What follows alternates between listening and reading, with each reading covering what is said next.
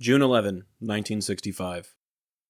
Dearest Suzie, I doubt if you will get this letter before you go to New Jersey, but I am writing anyway.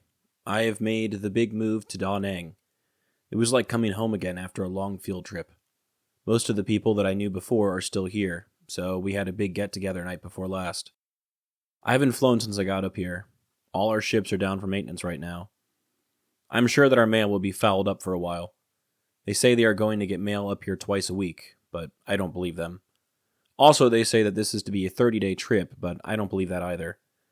But remember, in an earlier letter, I said that when you get back home, I will be short. Well, now when we both get back home, I will be short.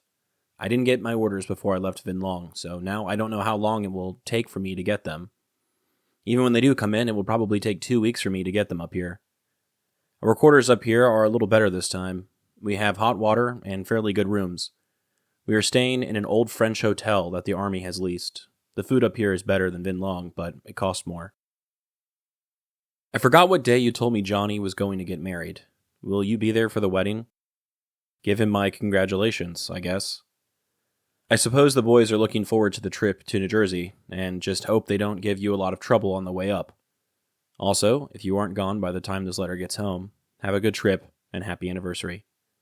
I haven't forgotten, if that's any consolation to you. Say hello to your folks for me when you get home.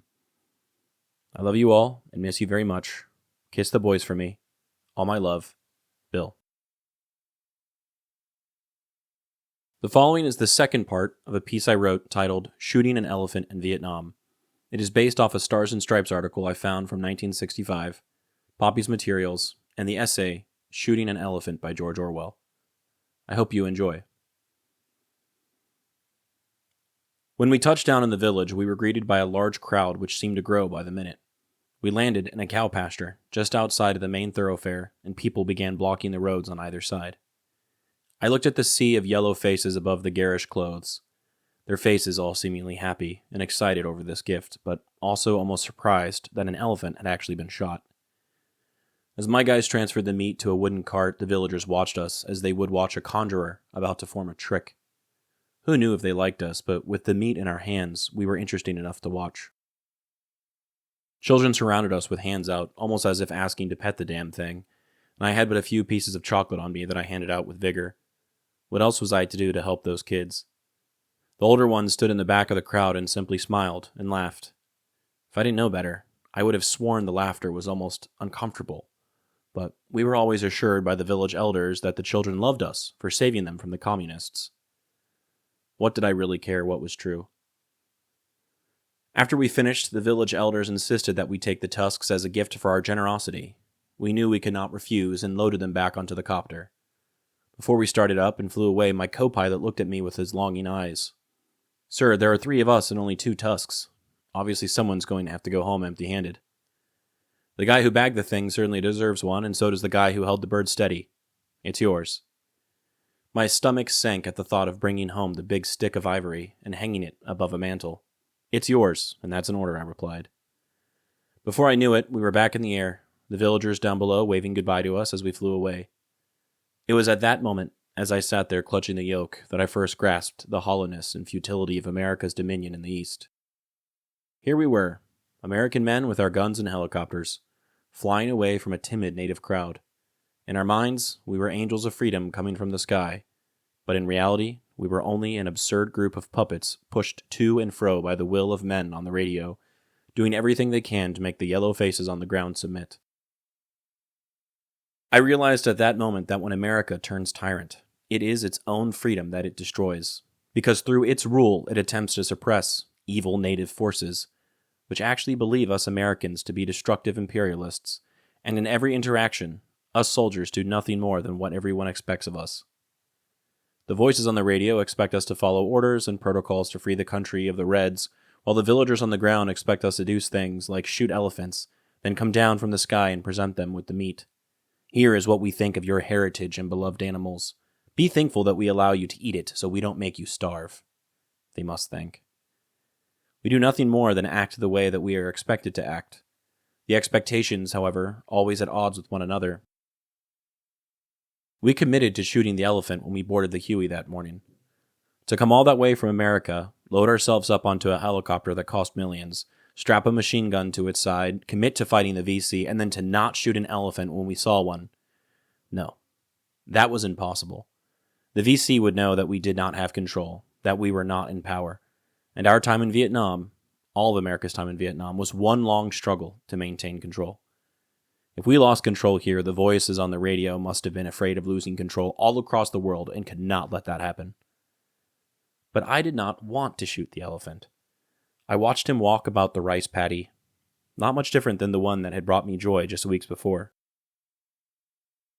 It seemed to me that it would be murder to shoot him, even if he somehow helped the VC. I was not squeamish about killing animals, or men for that matter, but I had never shot an elephant and realized I never wanted to. When we landed back at the base, there were endless discussions about the shooting of the elephant. My CO was elated since it was a win-win-win. We killed a VC, the village got some meat, and his boys got to keep a token to remember Vietnam fondly by. A few days later, some boys from Stars and Stripes came by to ask about what happened, but I simply referred them to my gunner and co-pilot. They always had more to say anyway. I tried my best to forget the elephant and the look in its eyes and managed to do so by the time I left Vietnam, but that was really only because that memory was replaced by even more gruesome images.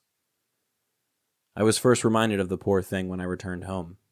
The trip back to Florida was long and tiring, but I was relieved to walk through my front door and hug my family. My wife and 2 oldest sons greeted me on the front stoop with big hugs and many I love yous.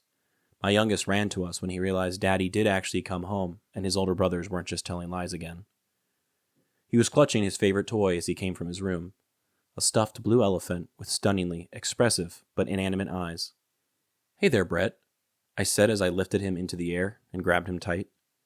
"How about we go to the store and get you one of those new G.I. Joe dolls to play with?" The photo I chose for today is a statue of an elephant. It looks like it's at a temple or a shrine. It is hard to tell. Regardless, it feels like it's in a place of importance.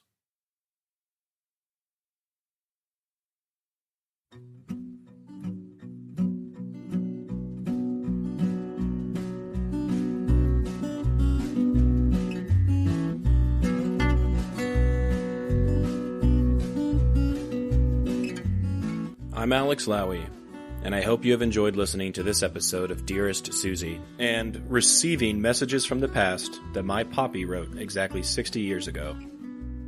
I sincerely appreciate your time and interest.